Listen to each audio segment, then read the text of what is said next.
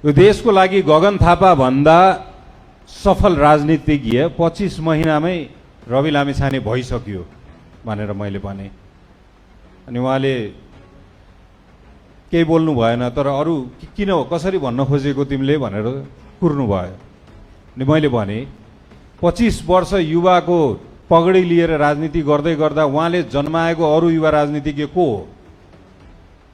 कोही सम्झिन सक्नुहुन्छ नाम? आफू मात्र राजनीति गरेर बस्नुभयो, तर उहाँले अरू ल्याइदिएको इन्डोर्स गरिदिएको राजनीतिज्ञ को हो? कोही पनि छैन। केवल आफ्नो लागि राजनीति गर्नुभयो। तर रवि लामिछानेले आफू आएको 25 महिनामा 10 जना अनुहार देशको लागि उभ्याएर देखाइदिनु भयो हैन। राजनीति गर्नु भनेको, तपाईहरूलाई पनि मेरो अनुरोध, राजनीति गर्नु भनेको आफ्नो लागि मात्र गर्नु होइन। तपाईले अरूको लागि स्पेस कति बनाइदिनुहुन्छ, अरूको लागि तपाईँ सहजीकरण कति गरिदिनुहुन्छ, त्यो पनि राजनीति हो। त्यो झन् धेरै राजनीति हो। आफ्नो मात्र सेल्फ ब्रान्डिङ गर्ने, आफ्नो मात्र स्पेस बनाएर राख्ने, आफ्नो लागि मात्र स्पेस खोज्ने भन्दा तपाईले अरूको उभाइदिनुहुन्छ, अरूको लागि सहजकर्ता कसरी बनिदिनुहुन्छ, त्यो झन् महत्त्वपूर्ण राजनीति हो र त्यो हामीले गर्न आवश्यक छ। यो देशमा युवा राजनीतिज्ञको पगडी वा युवा राजनीतिज्ञ भन्ने टाइटल बोकेर विगत 2 दशकभन्दा धेरै समयदेखि केही सीमित अनुहारहरूले राजनीति गरेर बस्नुभयो। राजनीति गरेर बढ्नु भएन, राजनीति गरेर बस्नु भयो हैन। तर उहाँहरूले युवा पुस्ताको राजनीति गर्नुभएको होइन रहेछ, उहाँहरूले दलको राजनीति गर्नुभएको रहेछ। किनकि हामी युवा पुस्ता आएपछि उहाँहरूले सहन सक्नु भएन। युवा पुस्ता त हामी मात्र हो नि, तिमीहरू कहाँ आउन पाउँछौ भनेर हाम्रो खेदो खन्न थाल्नुभयो, हाम्रो नेतालाई दुःख दिन थाल्नुभयो र उहाँहरूले चाहिँ सिन्डिकेटको राजनीति गर्नुभएको रहेछ। युवा भनेको हामीहरू मात्र हो, अरू कोही आउन पाउँदैन। भलै हामी 50 वर्ष कटिसक्यौँ, तर युवा भनेको हामी नै हो, अरू कोही आउन पाउँदैन भन्ने आशय राखेर नयाँ जुन अनुहारहरू आयो त्यो अनुहारहरूलाई दुःख दिने काम भयो।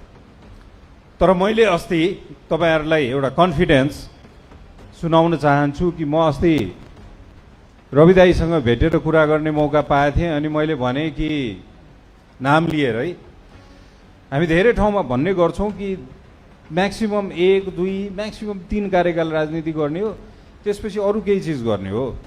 अरू नेता जस्तो ब्रह्मनालमा जाने बेलासम्म राजनीति गरेर बस्ने होइन हामीले। यो कुराहरू अब अन्त्यमा, तर हामीले अरू भन्दा सुधारिएको राजनीति गर्दै गर्दा कसरी हामी प्रमाणित गर्न सक्छौं त अरू भन्दा हामी फरक छौं भनेर। अस्ति शिशिर दाइ र म विराटनगर जाँदै गर्दा मैले त्यहाँ पनि यो प्रयोग गरेको थिएँ कि 20, 30, 50 को फर्मुला भन्ने गर्छु म। 20% एउटा कुरा हामीले कतै पनि छोड्नु हुँदैन कि पुरानो राजनीतिज्ञहरू, अग्रजहरूले हामीलाई आज यहाँ सांसदको रूपमा उभिनको लागि केही न केही चाहिँ गरिदिनु भएको छ है। सबै चीज नराम्रो गर्नु भएको छैन। निर्दलीय व्यवस्थाबाट बहुदलीय व्यवस्था नल्याएको भए हाम्रो दल नै दर्ता हुँदैन थियो। उहाँहरूले जेल नेल आन्दोलन नगरिदिएको भए आज हामी राजनीतिक दल सञ्चालन गर्नै पाउँदैन थियौं।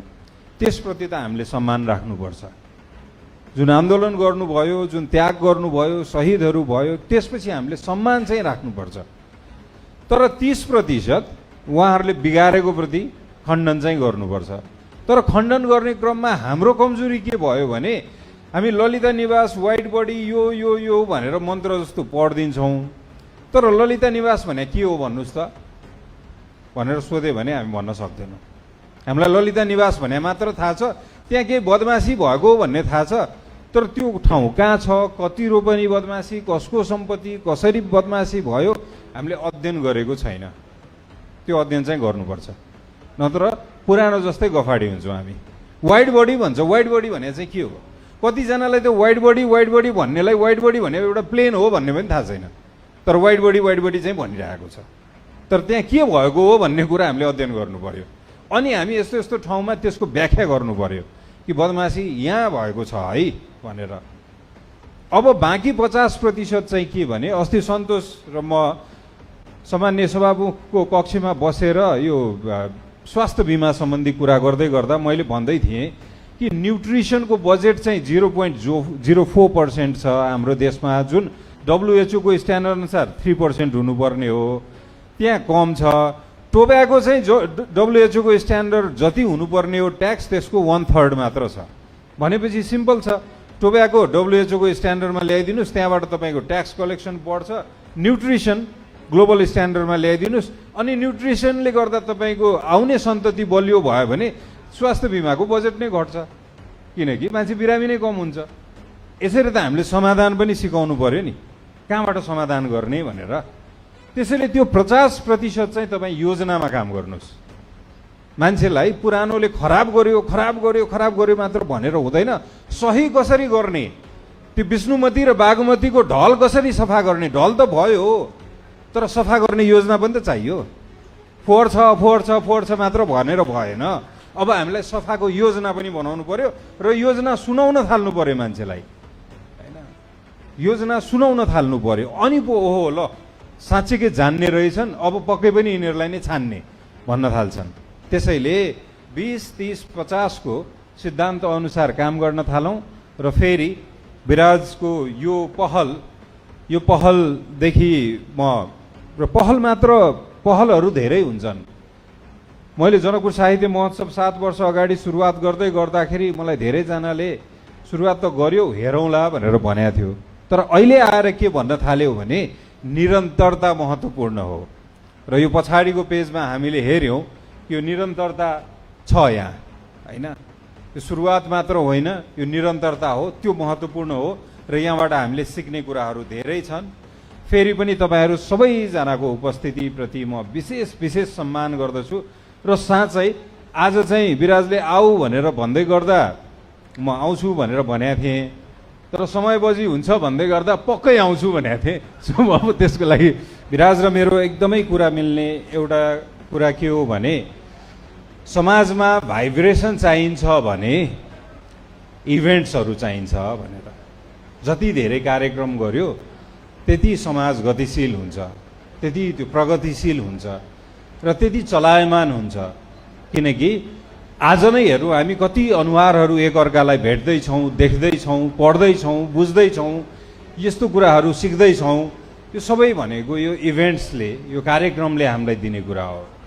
त्यसैले यो सङ्गठनलाई, संयन्त्रलाई, समाजलाई, यो सबै कुरालाई चलायमान बनाउनु छ भने कार्यक्रम चाहिन्छ र कार्यक्रम हुनुपर्छ है भनेर एउटा हाम्रो कुरा मिल्छ। अर्को कुरा यो सांस्कृतिक विभेद, जुन विविधता छ, विविधताले हामीलाई झन् एकअर्कालाई चिन्ने, एकअर्काबाट सांस्कृतिक सबल पक्षहरू सिक्ने मौका दिने गर्छ। तपाईँहरूलाई थाहा छ मधेस, मैथिली कल्चर र नेवारी कल्चरको धेरैवटा कुरा मिल्छ।